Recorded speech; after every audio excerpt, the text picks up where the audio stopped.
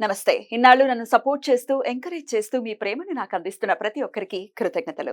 అలాగే ఈ వీడియో కూడా ఖచ్చితంగా మీకు ఉపయోగపడుతుంది. లైక్, షేర్ అండ్ సబ్స్క్రైబ్ చేసి మీ సపోర్ట్‌ని నాకు అందించండి. అలాగే ఈ వీడియో పట్ల మీకున్న అభిప్రాయాన్ని కామెంట్ సెక్షన్‌లో కామెంట్ చేసి తెలియజేయండి. ఇప్పుడు వీడియోని చూద్దాం. నమస్తే, వెల్కమ్ టు అవర్ ఛానల్. నేను పద్మిని. ప్రస్తుతంతో పాటు ప్రముఖ ఆధ్యాత్మికవేత్త, జ్యోతిష పండితులు, న్యూమరాలజిస్ట్, అలాగే జెమాలజిస్ట్ తనుష్క గారు మనతో పాటు ఉన్నారు. మాట్లాడదాం. తనుష్క గారు నమస్తే అండి. నమస్తే అమ్మా. ఏ ఇంట్లో అయినా ఒక సమస్య ఖచ్చితంగా వెంటాడుతుంటుంది. చాలా కామన్ సమస్య కూడా అందరి ఇళ్లలో ఉంటుందనే అనుకుంటున్నాను. ఏంటి అంటే మాటకి విలువ లేదండి. నా మాటకి విలువ లేదు, నేను చెప్తాను కానీ వాళ్ళు అసలు ఏమి దాన్ని పెద్దగా ఏమి కన్సిడర్ చేయరు. దీన్ని ఆలోచిద్దాం, తను చెప్పింది కదా. అది ఒక్కొక్కసారి ఆడవాళ్ళకైతే కామనే, నీకేం తెలుసు అని కొట్టిపారేస్తుంటారు. మగవాళ్ళకు కూడా ఈ సమస్య ఉంటుంది. మగవాడిని అసలు అలా వాల్యూ లేకుండా గనక ట్రీట్ చేస్తే తట్టుకోగలడా?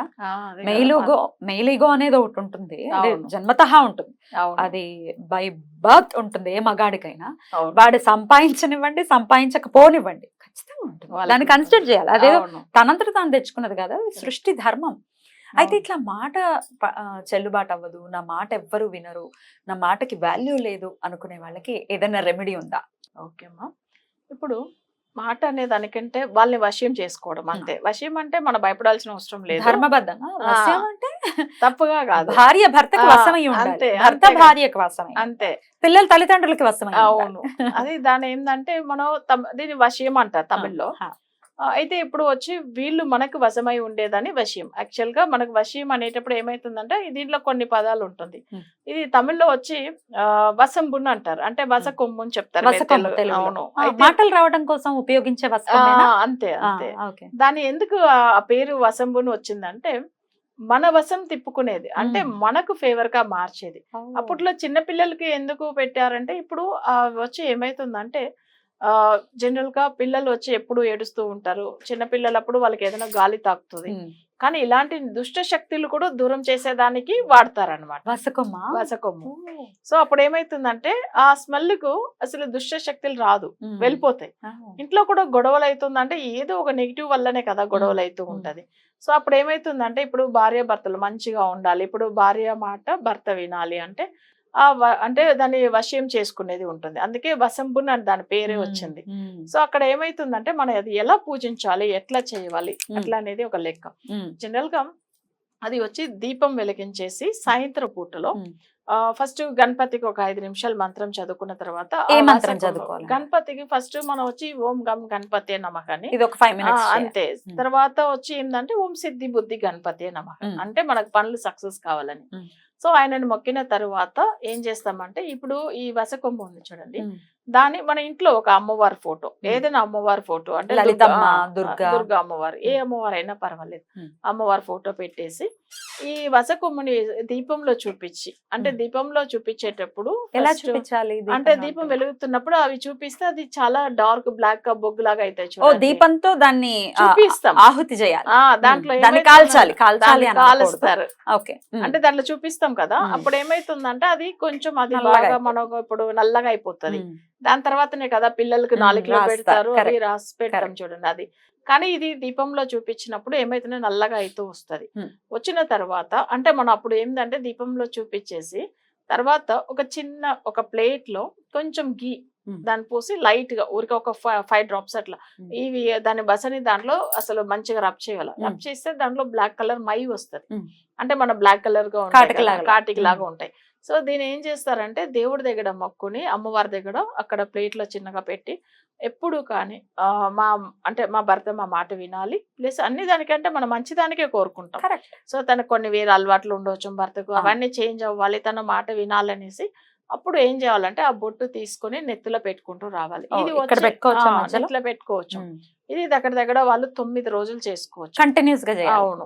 సో అలా చేయడం వల్ల ఏమైతుందంటే అమ్మ నువ్వే దారి చూపి, అసలు వశం అంటే మనకు మంచి చేయాలి, మంచిగా అవ్వాలనే మాటతోనే మనం మొక్కుతాం, ఏ చెడు అలవాట్లు కాదు. విషయంలో కాదు, మంచిదానికిదా మొక్కాలి. మంచిదానికే.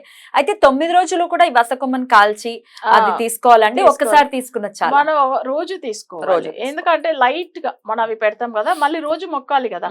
సో ఫస్ట్ మళ్ళీ ఎట్లా గణపతి అదే మరిగిన మళ్ళీ అమ్మవారిది అట్లా అమ్మవారి మొక్కుతూ మనం సంకల్పం చేసుకోవాలి. అమ్మ నువ్వే తన్ని చేంజ్ చేసి మంచిగా మార్చాలి అని చెప్పి మొక్కుని ఆ వసకొమ్ములో ఉన్న మన ప్రసాదం అంటే జనరల్ గా మనం చూడండి మై పెట్టుకున్న తర్వాత ఏదైనా ప్రసాదం పెట్టి అమ్మవారికి ఆరతి ఇవ్వాలి. తర్వాత అమ్మవారిని మంత్రాలు చదివి, ఆ మంత్రాలు అంటే అమ్మవారి పేరు ఇప్పుడు దుర్గాదేవికి ఉందంటే దుర్గామాత గాయత్రి మంత్రం చదవచ్చు, లేదా అమ్మవారిది అసలు అష్టోత్తరం చదవచ్చు, ఏదైనా దుర్గాదేవికి సంబంధించి ద్వాదశ నామాలు ఉన్నాయి చక్కగా అవి చదువుకోవచ్చు. అది కూడా చదివి అమ్మవారిని పూజించి తర్వాత 9 రోజులు అయిన తర్వాత అమ్మవారి దగ్గర మీరు గట్టిగా మొక్కున్నారంటే ఆ 9 రోజులనే తను వశం అయిపోతారు.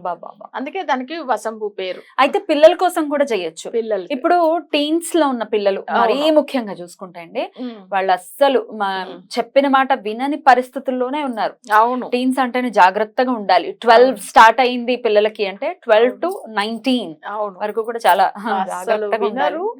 ఏమైతుందంటే ఏదైనా 2 వీలర్ ఉంటే చాలా ఏదో కొత్త అంతే తీసుకెళ్లిపోతారు. వాళ్ళలో నుంచి రైళ్లు వెహికల్స్ కార్ ఇప్పుడు కొన్ని పిల్లలు ఏంటంటే అసలు వాళ్ళకి లైసెన్స్ ఉండవు, డ్రైవింగ్ లైసెన్స్, కానీ కార్ తీసుకెళ్లిపోతారు. ఆ పిల్లల కోసం తల్లి చేయొచ్చా? చేయవచ్చు, వాళ్ళ మాట వినేదానికి అసలు తల్లి చేయవచ్చు. ఎందుకంటే పిల్లలు అసలు తప్పకుండా తల్లి మాట వినాలి, తండ్రి మాట కూడా వినాలి.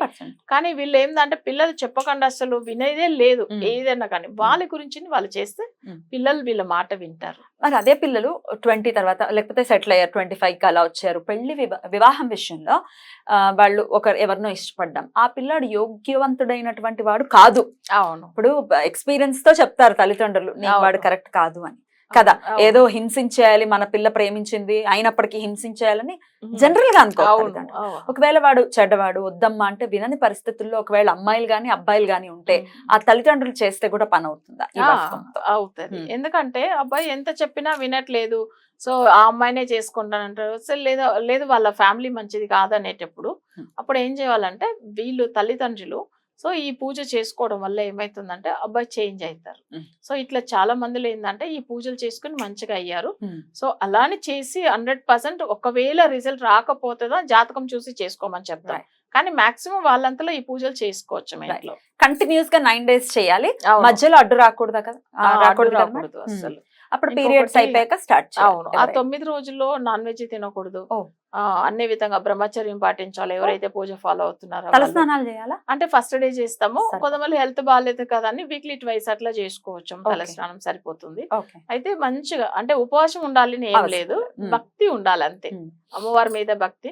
ఎందుకంటే మనం వసంబు అంటేనే ఒక మూలిక, సో అది మన మూలికతో చేసే పూజలే చాలా ఉంటుంది. జనరల్ గా మూలికలు మనం ఎంత అంటే అంత మంచిగా చేస్తుంది.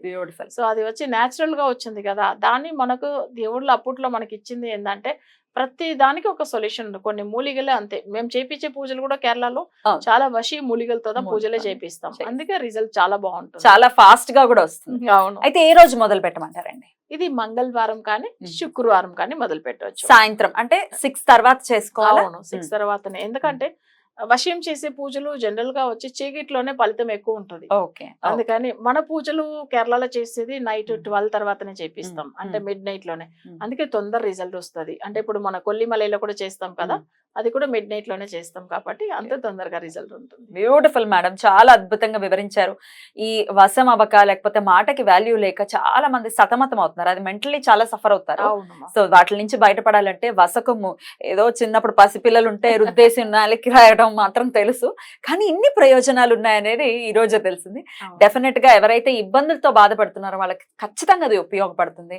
అమ్మవారి అనుగ్రహంతో ధర్మబద్ధమైనటువంటి వశం ఏదైతే వాళ్ళు అనుభవించాలని మనస్ఫూర్తిగా కోరుకుంటూ చాలా అద్భుతమైన విషయాన్ని తెలియజేసినందుకు కృతజ్ఞతలు మేడం. నమస్తే.